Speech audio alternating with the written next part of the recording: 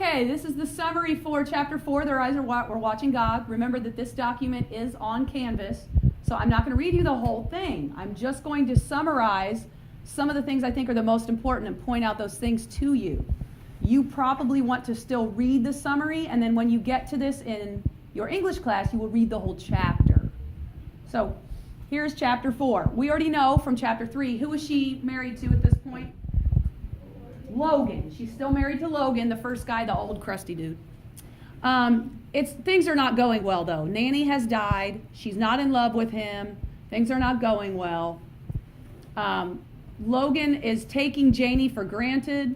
Look at what he wants her to do. He wants her to haul wood and chop wood, along with plowing the fields, planting potatoes, and keeping the house and making meals. So he wants her to work both inside and outside of the home, which is very strange. Typically women do a lot in the house, or they work a lot outside of the house, but not both. And then typically men do outside of the house. You know what I mean? If you make a different arrangement, that's fine, but he's kind of wanting her to do everything. It's like, wait a minute, how's she supposed to do that? Janie, she's getting upset. She's not very happy anymore. One day she sees a guy, like an urban guy. Urban means like cityfied. He's very stylish. He's confident. He's walking down the road. This is Joe Starks, by the way, her second husband that we know about. His name, she finds out, is Joe Starks. We find out he's from Georgia, from the South. He's heard about a town made up entirely of black people. Do you guys remember what the name of that town's going to be? Eatonville. I told you about that. Yeah, the name of that town's going to be Eatonville. Joe sees Janie and he says, you know what? You should be a proper lady. You shouldn't be laboring behind a plow. You shouldn't be working the fields. You shouldn't be doing all this crazy stuff and chopping wood. If you're a woman, you should be doing things nice. The day before he leaves town, he says to her that he wants to make her a proper wife. Basically, he's saying, come with me and I'll make you like a real woman instead of a woman who has to do all this horrible work. Now, Janie's still with Logan, though.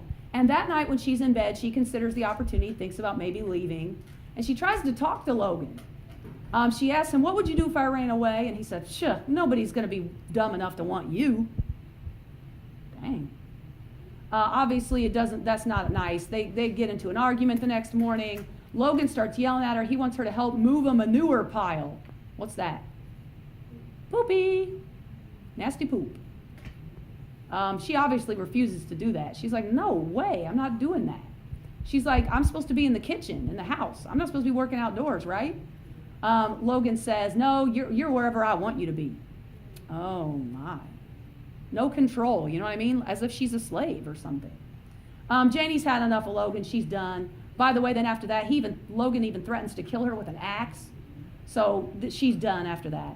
After breakfast, she tosses her apron away. By the way, this apron is going to become a symbol for like her being stuck as a slave, like being treated that way. So when she takes it off and tosses it away, that's the symbol of her leaving. She's going to gain her independence back. She goes down the road to meet up with Joe, and her and Janie ride off to Green Cove Springs, and that's where they get married.